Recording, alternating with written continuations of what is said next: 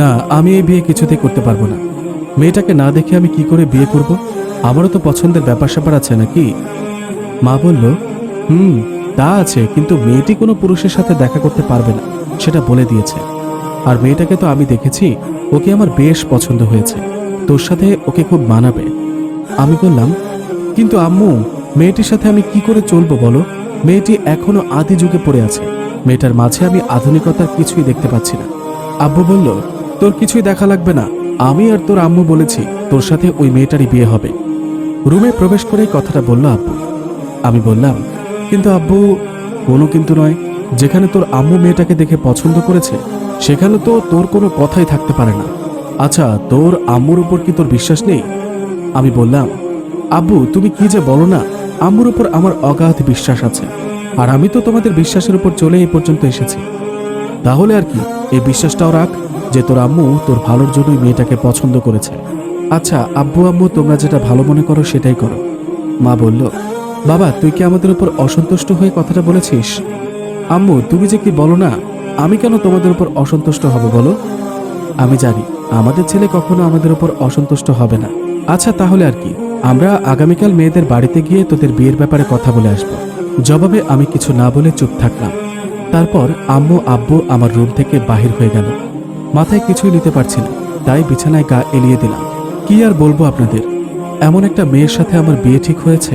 হয়েছে বলতে কি, আমার আব্বু আম্মু আমি শহরে থাকা অবস্থায় মেয়ের বাড়িতে গিয়ে সব ঠিক করে এসেছে। এতদিন শুধু আমার আসার অপেক্ষা ছিল। তা যাই হোক, যে মেয়ের সাথে আমার বিয়ে ঠিক হয়েছে সে মেয়ের ব্যাপারে আমি আম্মুর কাছ থেকে জানতে চাইলে আব্বু বলে, মেয়েটা নাকি সব দিক থেকে পর্দাশীল। মেয়েটা সহজে নাকি কারোর সাথে দেখা করে না, আর করতে চায়ও না। আর আমি রাজি থাকলে নাকি শীঘ্রই আমার সাথে তার বিয়ে হবে। আমার পরিচয়টা দিয়ে নেই, আমি মোহাম্মদ নীল চৌধুরী, মা বাবার একমাত্র সন্তান। পড়ালেখা শেষ করে একটি সরকারি চাকরি করি, আর সে চাকরির সূত্রে আমি শহরে থাকি, আর আব্বু আম্মু গ্রামে থাকে। আপাতত পরিচয় পর্ব এতটুকুই থাক। ওহো, আপনাদের তো বলতেই ভুলে গেছি, আসলে আমার সাথে যার বিয়ে ঠিক হয়েছে তার নাম জান্নাতুল মাওয়া রাহি। সে আমাদের পাশের গ্রামে থাকে। যাই হোক, আমি আর শুয়ে না থেকে বিছানা ছেড়ে উঠে রাতের খাওয়া দাওয়া শেষ করে আবার রুমে এসে শুয়ে পড়ি। পরের দিন সকালে আম্মু বলল, রাকিব নাস্তা সেরে তাড়াতাড়ি রেডি হয়ে নে। কেন আম্মু? কেন আবার? এখন আমরা ওদের মানে জান্নাতদের বাড়ির উদ্দেশ্যে বাইর হব। ও, তো আমার কাছে কি?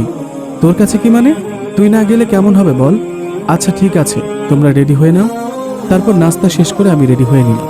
এরপর আমি আব্বু মিলে রওনা দিলাম জান্নাতদের বাড়ির উদ্দেশ্যে। অবশেষে আর কি, জান্নাতদের বাড়িতে গিয়ে আমার আর জান্নাতের বিয়ের তারিখ ঠিক করে আসি। আগামী পরশু আমাদের বিয়ে। সত্যি বলতে কি, জান্নাতদের বাড়ির পরিবেশ দেখে আমার মনটা শীতল হাওয়ায় ভরে গেল, যেন আমি জান্নাতেই প্রবেশ করেছিলাম। সকলের আচার ব্যবহারে আমি মুগ্ধ হয়ে গিয়েছিলাম। আম্মু বলল, কিরে রাকিব, কেমন লাগলো জান্নাতদের বাড়িতে গিয়ে? আমি বললাম, আমার খুব ভালোই লেগেছে। তোমার কেমন লেগেছে? আম্মু বলল, আমারও খুব ভালো লেগেছে। এখন খেতে চল। আমি বললাম, চলো। অতঃপর দুপুরের খাবার খেতে টেবিলের দিকে গেলাম আমি। কেটে যেতে লাগলো সময়। অবশেষে আর কি, অপেক্ষার প্রহর শেষ করে উপস্থিত হলো আমার বিয়ের দিনটা। আজকে আমার বিয়ে। সাধারণত ছোটখাটো অনুষ্ঠান আয়োজনের মাধ্যমে সম্পন্ন হলো আমার আর জান্নাতের বিয়ে। কিছুক্ষণ আগে আমি বউ নিয়ে বাসায় পৌঁছালাম। আপনাদের ফেলে বিয়ে করে ফেলেছে। বিভিন্ন নিয়ম কানুন পালনের মাধ্যমে আম্মু তার বউ ঘরে তুললেন। রাত এখন 10:30 বাজতে চলেছে। আমি এখনো ছাদে দাঁড়িয়ে আছি। হঠাৎ আম্মু এসে বলল, কিরে ছাদে দাঁড়িয়ে আছিস কেন? না মানে এমনি ভালো লাগছে না তাই। ও, এখন যা, রুমে যা। যাচ্ছি। অতঃপর আম্মু আমার সামনে থেকে চলে গেল। আমি আর বাহিরে দাঁড়িয়ে থাকলাম না, রুমের দিকে গেলাম।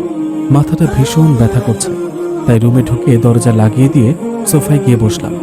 জান্নাতের দিকে তাকালাম, দেখিও নামাজ পড়ে। সত্যি বলতে কি, জান্নাতকে আমি যতই দেখি ততই অবাক হচ্ছি। জান্নাত বলল, আসসালামু আলাইকুম ওয়া রাহমাতুল্লাহ। ওয়ালাইকুম আসসালাম ওয়া রাহমাতুল্লাহ। সালামের জবাব দিয়ে মাথা তুলে তাকালাম জান্নাতের দিকে। আপনি এমন করে মাথায় হাত দিয়ে বসে আছেন কেন? আসলে মাথাটা একটু ব্যথা করছে। তাহলে বসে আছেন কেন? চলুন বিছানার দিকে। এই বলে জান্নাত আমার হাত টেনে নিয়ে গেল বিছানার দিকে। মেয়েটা এখনো মুখোশ করে রেখেছে। জান্নাত বলল, আপনি সোজা হয়ে শুয়ে থাকেন, আমি আপনার মাথা টিপে দিই। কিন্তু কোনো কিন্তু নয়, আপনি শুয়ে থাকুন চুপচাপ। আমিও কিছু না বলে শুয়ে থাকলাম চুপচাপ। অমনি জান্নাত আমার পাশে বসে আমার অনিচ্ছা সত্ত্বেও আমার মাথা টিপে দিচ্ছে। আমিও চোখ বুজে জান্নাতের হাতের স্পর্শ উপভোগ করতে লাগলাম। জান্নাত বলল, কেমন বোধ করছেন? ভালো, আলহামদুলিল্লাহ। আশ্চর্য ব্যাপার হলেও সত্যি যে জান্নাতের হাতের স্পর্শ পেয়ে আমার মাথা ব্যথাটা উধাও। আমি বললাম, আপনি এমন কেন? জান্নাত বলল, কেমন? আপনি এই মডার্ন যুগেও যে পর্দা করেন, আস্তাগফিরুল্লাহ, পর্দা হলো নারীদের জীবনের একটা অন্যতম অংশ। যেমন, আচ্ছা, আমি তো এখন থেকে আপনার স্ত্রী, তাই না? আমি যদি পর্দা ছাড়া আপনার সাথে কোথাও যাওয়ার জন্য বাহির হই, সকলে আমার দিকে তাকাবে নাকি আপনার দিকে? অবশ্যই আপনার দিকে। সেটা কি আপনার ভালো লাগবে? অবশ্যই না। তেমনি আমারও। আমি চাই না যে কেউ আমাকে বেপর্দাশীল অবস্থায় দেখে আমার স্বামীর হক নষ্ট করুক। তাই আমি পর্দা করে চলি। আমি নিশ্চয়। জান্নাত বলল, আচ্ছা, আপনি আমাকে স্ত্রী হিসেবে মেনে নিয়েছেন? মানে? মানে হলো, আপনি যদি আমাকে স্ত্রী হিসেবে মেনে নিয়ে থাকেন তাহলে আমি কিছু বলতাম। আপনি আমার স্ত্রী, এখানে মানা না মানার কিছু নেই। তারপরেও বলুন। তাহলে শুনুন, আমি আপনার স্ত্রী। আজ থেকে আমার সব দায়িত্ব আপনার। আপনি আমাকে যেভাবে রাখবেন আমি সেভাবেই থাকব। জান্নাত বলল, আমি আপনার মা বাবাকে আমার মা বাবার মতো শ্রদ্ধা সম্মান করব ও সেবা করব। আমি এই সংসারটা পরিপূর্ণভাবে সাজিয়ে তোলার চেষ্টা করব। শুধু আপনাকে আমার পাশে থাকতে হবে। ইনশাআল্লাহ থাকব। আর আপনাকে 5 ওয়াক্ত নামাজ জামাতের সহিত আদায় করতে হবে। আমরা আমাদের জীবনকে কোরআন ও হাদিসের আলোকে সাজিয়ে তুলব। ইনশাআল্লাহ চেষ্টা করব। আপনার কাছে আমার একটাই চাওয়া। কি? বেশি কিছু না। সেটা হলো, আমাদের জীবনে যতই দুঃখ কষ্ট আসুক না কেন, আপনি কিন্তু আপনার পবিত্র ভালোবাসা থেকে আমাকে বঞ্চিত করবেন না। আপনাকে আমার সব ভালোবাসা দিয়ে আগলে রাখবো। আপনি চেঞ্জ করে আসেন। এমন একজন মেয়েকে জীবন সঙ্গিনী হিসেবে পেয়ে নিজেকে ধন্য মনে করছি। আল্লাহর দরবারে লাখো কোটি শুকরিয়া, তিনি আমাকে এমন একটা মেয়েকে স্ত্রী হিসেবে দান করার জন্য। সেই সঙ্গে আম্মুকেও ধন্যবাদ জানাই এমন একটা মেয়েকে আমার জীবনের সাথে জড়িয়ে দেওয়ার জন্য। জান্নাত বলল, কি ভাবছেন? এই বলে আমি মাথা তুলে জান্নাতের দিকে তাকালাম। এ কি, আপনি এমন করে তাকিয়ে আছেন কেন আমার দিকে? আমাকে হালকা একটা ঝাঁকা দিয়ে বলল জান্নাত। কি হলো? ভ্যাবাচাকা খেয়ে বললাম, কি আর হবে, আমার দিকে আপনি এইভাবে তাকিয়ে আছেন তো তাই। ও, এই বলে আমি মাথা নিচু করে ফেললাম। সত্যি বলতে কি, জান্নাত যখন চেঞ্জ করে আসে, মুখোশহীন আমার সামনে আসলো, আমিও ওর দিকে তাকালাম। আর ওর দিকে তাকিয়ে তো মুগ্ধ হয়ে যায় ওর সৌন্দর্যে। মনে হচ্ছে আমার সামনে একটা জান্নাতের হুর রানী দাঁড়িয়ে আছে। কি সুন্দর চেহারা, সুবাসিনী, সুরসিনী, সুকেশিনী, সুস্নিগ্ধ, হরিণের মতো কাজল কালো চোখ। দেখলে প্রাণটা জুড়িয়ে যায়। ওর দিকে এমনভাবে তাকিয়ে থাকায় ও আমাকে এসব কথা বলল। জান্নাত বলল, জানেন, আল্লাহ তাআলা আমাকে যে সৌন্দর্য দান করেছেন, সেই সৌন্দর্য কয়েকজন মহিলা, আমার আব্বু আম্মু, চাচা চাচি এবং দাদু ছাড়া আর কেউ দেখে নাই। এখন শুধু আপনি দেখেছেন, আমি নিশ্চয়। জান্নাত বলল, আর আমি এই সৌন্দর্যতা আপনার কাছে সঁপে দিলাম। এই বলে জান্নাত আমার পাশে এসে বসল। জান্নাতের কাঁধে আমি হাত রাখলাম। জানেন, আমি আপনার প্রতিটি কথায় মুগ্ধ হয়েছি।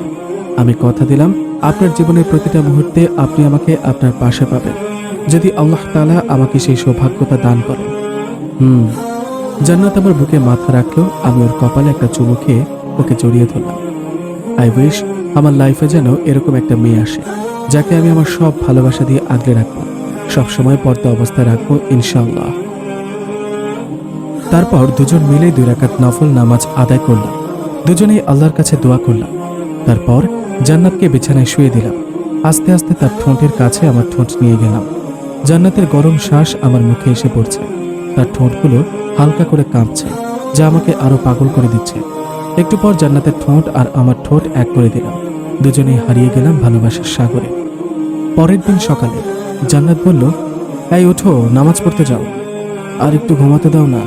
আর একটু ঘুমালে জামাত শেষ হয়ে যাবে। এখন উঠে ফ্রেশ হয়ে মসজিদে যাও। আচ্ছা উঠবো, আগে একটা ইয়ে দাও। ইয়ে মানে কি? পাপ্পি। পারবো না। তাহলে উঠবো না। আচ্ছা দাঁড়াও, দিচ্ছি। জান্নাত আমার কাছে আসলো এবং আমার কপালে আলতো করে একটা পাপ্পি দিল। আমার মাথায় একটা দুষ্টুমি বুদ্ধি আসলো, যে ভাবনা সেই কাজ। জান্নাত যখন পাপ্পি দিয়ে উঠে যাচ্ছে, তখন আমি তাকে টান মেরে বুকের মাঝে নিয়ে আসলাম। এই ছাড়ো, এখন নামাজ পড়তে হবে, একদম দুষ্টুমি চলবে না। একটু থাকো না। না, আর 20 মিনিট পর জামাত শুরু হবে। যাও, ফ্রেশ হয়ে নামাজ পড়ে এসো। অতঃপর ঘুম থেকে উঠে গোসল করে এসে পাঞ্জাবি পরে নামাজ পড়তে চলে গেলাম। নামাজ পড়ে এসে দেখি আমার জান্নাতি পরীটা কোরআন পড়ছে, আর পাশে বসে আম্মু আর আব্বু তার পড়া শুনছে। কি মিষ্টি কণ্ঠের তেলাওয়াত, কি সুন্দর সুর, সুরের ঝংকার শুনে হৃদয় জুড়িয়ে যাচ্ছে। একটু পর তার কোরআন পড়া শেষ করলো। আম্মু বলল, আজ খুব গর্ব হচ্ছে মা, তোমার মতো একটা বৌমা পেয়ে। জান্নাত বলল, শুক্রিয়া, দোয়া করবেন মা, আপনার সংসারটা যেন সুন্দর করে কোরআন হাদিস দিয়ে সাজাতে পারি। আব্বু বলল, মা, তোমাকে কিন্তু প্রতিদিন সকালে আমাকে কোরআন পড়ে শোনাতে হবে। আলহামদুলিল্লাহ, তোমার এই মিষ্টি তেলাওয়াত শুনে আমার কলিজাটা ঠান্ডা হয়ে গেছে। আগে জানলে তোমাকে এই বাড়িতে অনেক আগেই নিয়ে আসতাম। জান্নাত বলল, ইনশাআল্লাহ আব্বু। আমি বললাম, আব্বু কিন্তু ঠিক কথা বলেছে। তারপর আম্মু আর জান্নাত মিলে সকালে নাস্তা তৈরি করল। জান্নাত আম্মুকে একটা কাজও করতে দিচ্ছে না, সব কাজ সে একাই করে যাচ্ছে। আম্মু শুধু হালকা পাতলা সাহায্য করছে। নাস্তা শেষ করে রুমে গিয়ে বসে আছি। একটু পর জান্নাত রুমে আসলো। আমি বললাম, তুমি নাস্তা করেছো? জি করেছি। আচ্ছা, সন্ধ্যায় ঘুরতে যাব, তুমি যাবে? আচ্ছা ঠিক আছে। জান্নাত মনে মনে অনেক খুশি হয়েছে। অতঃপর সন্ধ্যায় জান্নাতকে নিয়ে ঘুরতে বের হলাম।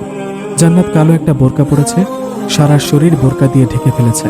হাতে কালো মোজা এবং পায়ে কালো মোজা পরেছে। দেখে মনে হচ্ছে জান্নাত থেকে আল্লাহ আমার জন্য জান্নাতি পরী পাঠিয়েছেন। তারপর দুজন মিলে একসাথে নদীর পাড়ে হাঁটছি। খুব সুন্দর একটা পরিবেশ তৈরি হয়েছে। সারাদিনের ক্লান্ত সূর্যি মামা রক্তিম বর্ণ ধারণ করে তার নিজ গন্তব্যে ফিরে যাওয়ার সিদ্ধান্ত নিয়েছে। গাছপালার কারণে সে আমাদের থেকে আড়াল হয়ে আছে। নদীর ধারের কোমল হাওয়া প্রাণ জুড়িয়ে দিচ্ছে। মুক্ত আকাশের নিচে নদীর ধারে একটি জুটি একসাথে হাঁটছে। এইভাবে কাটতে থাকে তাদের দুষ্ট মিষ্টি ইসলামিক পবিত্র ভালোবাসা।